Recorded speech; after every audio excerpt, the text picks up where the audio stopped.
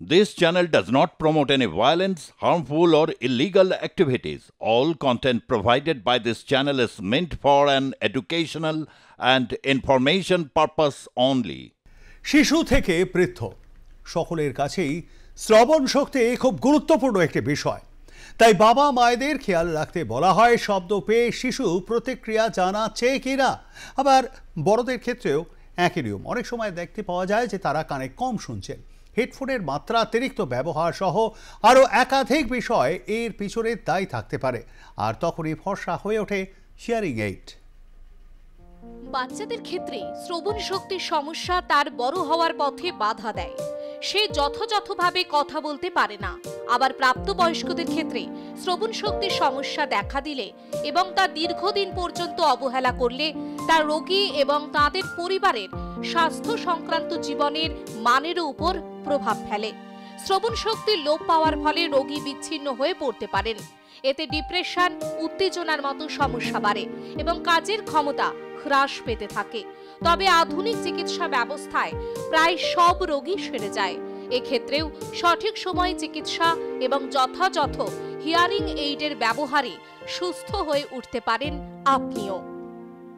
এই যে ছোট থেকে বড় হিয়ারিং লস কেন হয়, এর জন্য যাতে এটা না হয় একজন মহিলা যখন অন্তঃসত্ত্বা তখন কি কোনো রকম করে টেস্ট করার প্রয়োজন থাকছে? এই গোটা বিষয়টা নিয়ে আমরা কথা বলবো বিশিষ্ট ইএনটি স্পেশালিস্ট সব্যসাচী চক্রবর্তীর সঙ্গে। প্রথমে আর প্লাস নিউজে আপনাকে স্বাগত। এই যে সমস্যা, সেই সমস্যা তো ছোট থেকে বড় সবার ক্ষেত্রেই দেখা যায়। আপনার কাছে প্রথমে যেটা জানতে চাইবো যে একটা বাচ্চার ক্ষেত্রে, একটা বাচ্চা জন্মেছে, হাসছে, খেলছে, কিন্তু মা বাবা খেয়াল করলেন যে তাদের বাচ্চা ঠিকঠাকভাবে শুনতে পাচ্ছেন না, এটা কেন হয়? না, এই যে বললেন মা বাবা খেয়াল করলেন, এটা কিন্তু মা বাবা খেয়াল করতে করতে কিন্তু হয়তো অনেক সময় অনেকটা সময় চলে যায়। বাচ্চা, যেমন আমি দীর্ঘদিন বিদেশে কাজ করেছি, মেনলি ইউকেতে কাজ করেছি, এরম অনেক রকম ডেভেলপড কান্ট্রিজে, বেশিরভাগ ডেভেলপড কান্ট্রিজেই কিন্তু আমরা এমন একটা প্রোগ্রাম আছে যে শিশু জন্মাবার পরেই আমরা বলি ইউনিভার্সাল নিওনেটাল হিয়ারিং স্ক্রিনিং, মানে তাদের খুব ছোট, খুব ইজি কয়েকটা টেস্ট আছে, তার মাধ্যমে আমরা নিওনেটাল মানে সেই সদ্যজাত শিশুর হিয়ারিং ঠিক আছে কিনা আমরা কিন্তু জেনে নিতে পারি, যেটা আনফর্চুনেটলি আমাদের দেশে এখনো আমরা পারি না, মানে এখনো সেটা হয় না। ওই বলে একটা খুব ইজি টেস্ট, মানে একটা যন্ত্র জাস্ট কানে লাগিয়ে কিছুক্ষণ 10-15 মিনিট এরম সময় লাগে, সেটাতে একটা রেজাল্ট আসে পাস বা ফেল। হ্যাঁ, পাস মানে সে আমরা মোটামুটি বলতে পারি যে না, এই শিশুর হিয়ারিং ঠিক আছে। ফেল মানে সেই শিশুকে নিয়ে আমাদের আরও কয়েকটা ডিটেল পরীক্ষা করতে হবে, করে তাদেরকে দেখতে হবে যে সত্যিই সে হিয়ারিং আছে কি নেই। তো এটা কিন্তু জেনারেলি 10-15 দিন, মানে জন্মের 10-15 দিন, 1 মাসের মধ্যেই করে ফেলা যায়। করে ফেললে কিন্তু তার অ্যাডভান্টেজ অনেক। তাহলে আমরা খুব তাড়াতাড়ি তাকে জেনে নিতে পারি যে এই শিশুটির হয়তো হিয়ারিং লস হয়েছে, এবং তাকে হিয়ারিং লস হলে তার ইমিডিয়েটলি কিছু কিছু জিনিস আমরা ইমিডিয়েটলি করে ফেলতে পারি। তো সেটা কিন্তু আমাদের দেশে এখনও ল্যাকিং। তো সেটা একটা বিষয় যেটা আমাদেরকে এবারে মাথায় রাখতে হবে। হয়তো অ্যাটলিস্ট প্রাইভেট হসপিটালে যে শিশুরা জন্মগ্রহণ করছে তাদের পক্ষে কিন্তু ইউনিভার্সাল হিয়ারিং স্ক্রিনিং অ্যাপ্লাই করাই যায়। বিরাট কোনো এটা খরচা সাপেক্ষ নয়, আর বিরাট কোনো যে ইকুইপমেন্ট খুব বিরাট কিছু লাগে তা নয়। তো সেটা একটা দিক আমাদের নজর দিতে হবে। হিয়ারিং লসের অনেক কারণ, এরমভাবে বলা খুব মুশকিল।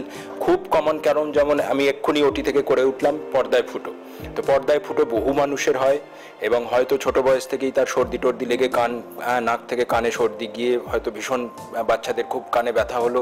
এটা আমরা অনেকেই দেখেছি, বাচ্চারা ঘুম থেকে উঠে খুব কানে ব্যথা করে ছটফট করলো, কান থেকে সর্দির জল গড়িয়ে এলো, তার কিন্তু পর্দাটা তখন ইয়ার ড্রামটা ফেটে গেল। তো এই ফেটে যাওয়া কিন্তু অনেক সময় বড় বয়স অবধি এরম ফুটো থেকে যেতে পারে। থেকে যাওয়ার ফলে আস্তে আস্তে তার হিয়ারিং কম হতে থাকে। তো এটা একটা খুব কমন কারণ, যেটা অনেক সময় আমাদের মাইক্রো সার্জারি করে আবার পর্দা রিপেয়ার করে কানের ভেতর রিপেয়ার করে দিতে হয়। তো সেটা একটা কারণ।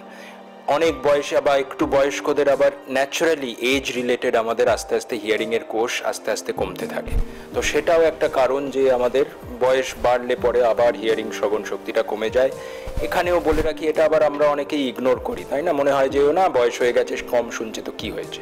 সেটাও কিন্তু ঠিক নয়। কম শুনলে কিন্তু আস্তে আস্তে, এটা গবেষণার দ্বারাই প্রমাণিত, যে যারা বয়স্ক, যারা কম শুনছে তাদের কিন্তু আস্তে আস্তে মেন্টাল ইস্যুজ ও মেন্টাল অ্যাকুইটি কমে যাচ্ছে, তাদের ডিমেনশিয়া তাড়াতাড়ি হয়।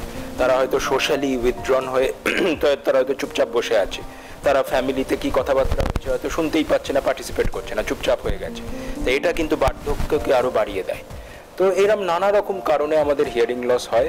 একটা কোনো কারণ বলা খুব অসুবিধে, কিন্তু মানে একদম সদ্যজাত শিশুর থেকে যদি আমরা হিয়ারিং স্ক্রিনিংটা শুরু করি তাহলে কিন্তু আমার মনে হয় অনেক শিশু যারা মুখবধির হয়ে জন্মগ্রহণ করেছে তাদের কিন্তু ট্রিটমেন্ট দেওয়া সম্ভব।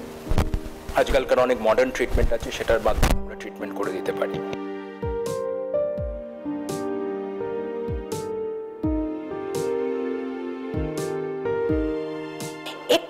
সচেতনতা বোধ আর একটু সজাগ থাকলে এই যে শ্রবণ শক্তিগত যে সমস্যাগুলো সেই সমস্যার মোকাবিলা করে ফেলা যায় খুব সহজেই। ক্যামেরায় শুভঙ্কর লাহার সঙ্গে Sayantika Bandyopadhyay, I press news, Kolkata.